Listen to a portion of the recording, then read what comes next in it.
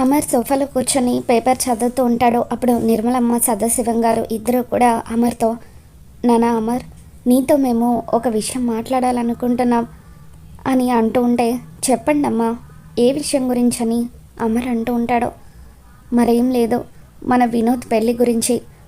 ఇంతకుముందు ఎన్నోసార్లు మనం వినోద్కి పెళ్ళి చేసుకోమని చెబితే తర్వాత చేసుకుంటాను, లైఫ్లో ఇంకా సెటిల్ అవ్వాలని చెబుతూ ఉండేవాడు. ఇప్పుడు వాడు లైఫ్లో సెటిల్ అయ్యాడు, పైగా అమెరికా నుండి పూర్తిగా ఇక్కడికి షిఫ్ట్ అయ్యాడు. కాబట్టి ఇప్పటికైనా వాడిని పెళ్ళి చేసుకోమని చెబుదాము.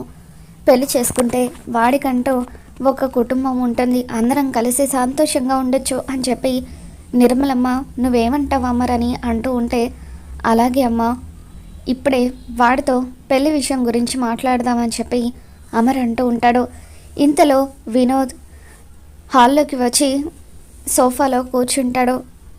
రే వినోద్, నీతో ఒక విషయం మాట్లాడాలని చెప్పి నిర్మలమ్మ అంటూ ఉంటే, దేని గురించమ్మా అని వినోద్ అంటాడు. నీ పెళ్ళి గురించని అమర్ అంటాడు. అవునా, నా పెళ్ళికి అప్పుడే ఏం తొందర వచ్చిందన్నయ్య అని చెప్పి వినోద్ అంటూ ఉంటాడు. దాంతో అప్పుడే ఏంటిరా, ఎన్ని సంవత్సరాలుగా నువ్వు పెళ్ళిని వాయిదా వేస్తున్నావో నీకైనా అర్థం అవుతుందా అని చెప్పి నిర్మలమ్మ అంటూ ఉంటుంది.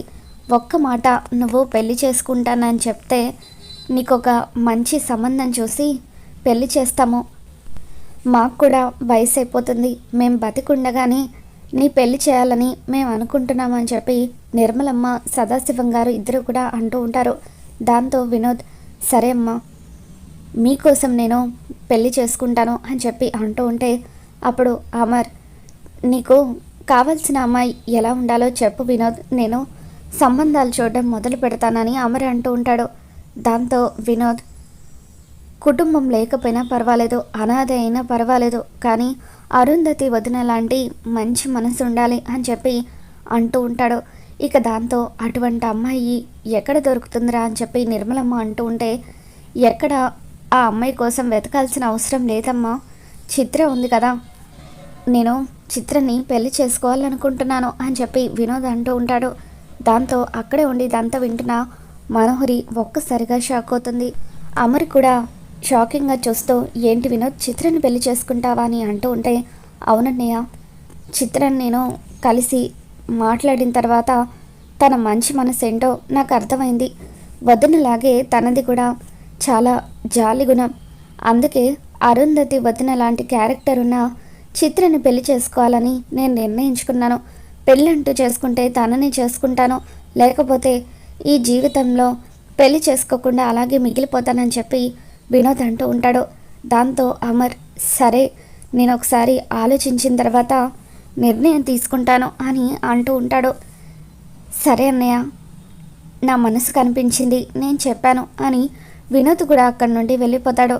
ఇక నిర్మలమ్మ, సదాశివం ఇద్దరు కూడా వినోద్ మొత్తానికైతే పెళ్లి చేసుకోవడానికి ఒప్పుకున్నాడు, చాలా ఆనందంగా ఉంది అని చెప్పి వాళ్ళు చాలా హ్యాపీగా ఫీల్ అవుతూ ఉంటారు.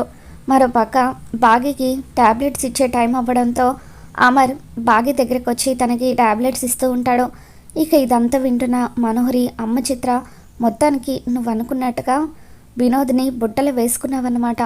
వినోద్ని పెళ్లి చేసుకొని నాతో పాటు సమానంగా ఈ ఇంట్లో కోడలుగా అడుగు పెట్టాలని చూస్తున్నావా? నేనుండగా ఎట్టి పరిస్థితుల్లోనూ అది జరగనివ్వను అని అనుకుంటూ ఉంటుంది.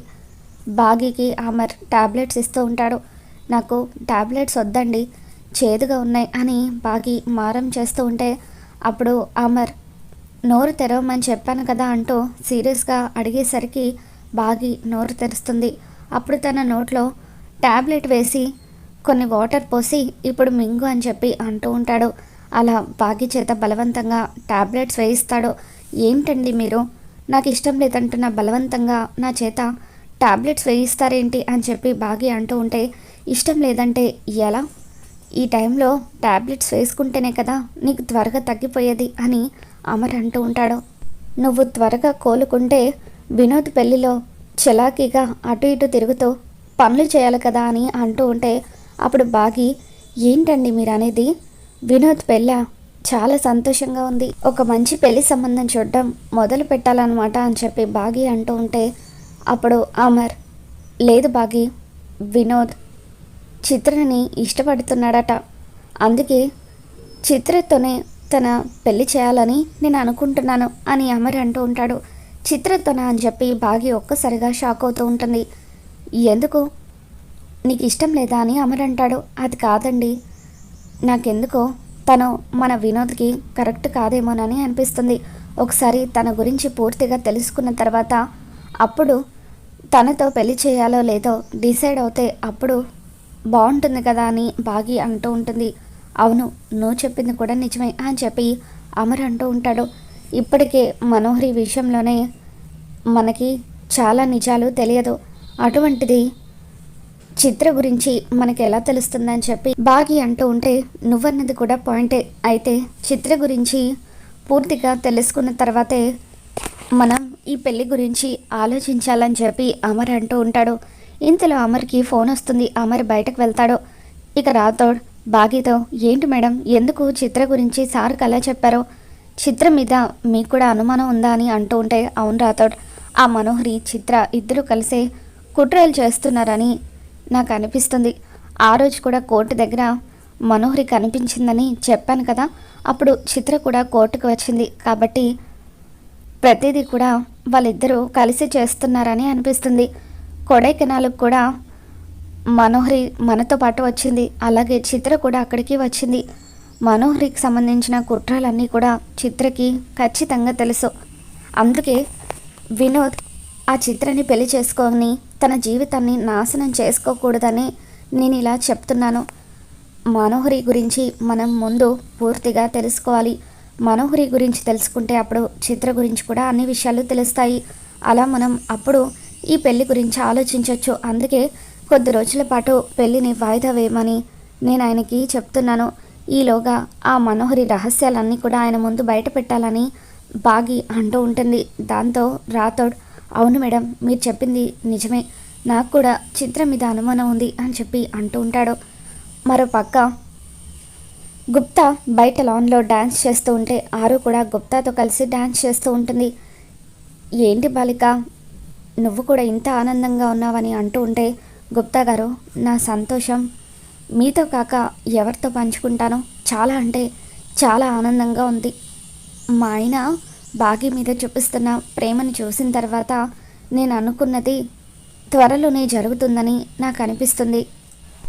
ఇంతకు ముందు కంటే ఆయనలో బాగిని చూసుకునే విధానంలో ఎంతో మార్పు వచ్చింది.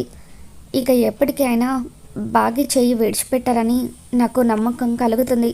అలా పూర్తి నమ్మకం కలిగిన రోజు నేను మీతో పాటు వచ్చేస్తాను గుప్తా గారు, నాకు ఇంకా ఏమీ అవసరం లేదు అని చెప్పి ఆరు చాలా సంతోషపడిపోతూ ఉంటే, నిన్ను చూస్తూ ఉంటే నిజంగా నాకు చాలా ఆశ్చర్యంగా అనిపిస్తుంది బాలిక. గతంలో నువ్వే ఎన్నోసార్లు నీ చెల్లెలితో నీ పతిదేవుడో చనువుగా ఉండడం చూసి తట్టుకోలేకపోయేదానివి, కానీ ఇప్పుడు వాళ్ళిద్దరూ కలవాలని నువ్వే కోరుకుంటున్నావని గుప్తా అంటూ ఉంటే, అప్పుడు ఆరు, అప్పుడంటే బాగి నా సొంత చెల్లెలని తెలియదు కదా గుప్తా గారు, అది కాక అప్పుడు అదంతా నాకు కొత్త కాబట్టి నేను ఆత్మ అనే విషయాన్ని జీర్ణించుకోవడానికి నాకు కాస్త సమయం పట్టింది. అందుకే వాళ్ళిద్దరిని చూసి జెలస్గా ఫీల్ అయ్యాను. కానీ ఇప్పుడు నేను పూర్తిగా అలవాటు చేసుకున్నాను.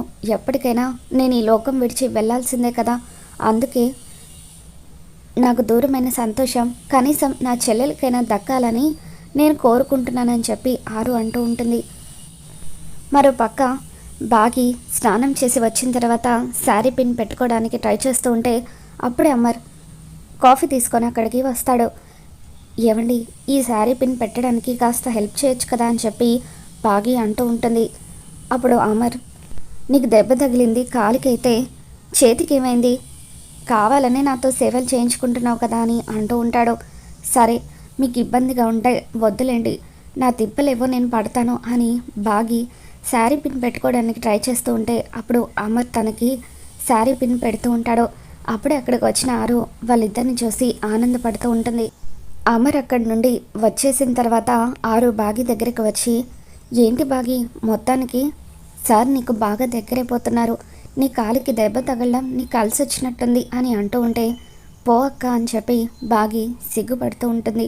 చూడు, ఇలాగే నువ్వు మీ ఆయనకి ఇంకా ఇంకా దగ్గర అవ్వాలి, అప్పుడు ఆయన నిన్ను క్షణం కూడా విడిచిపెట్టారు.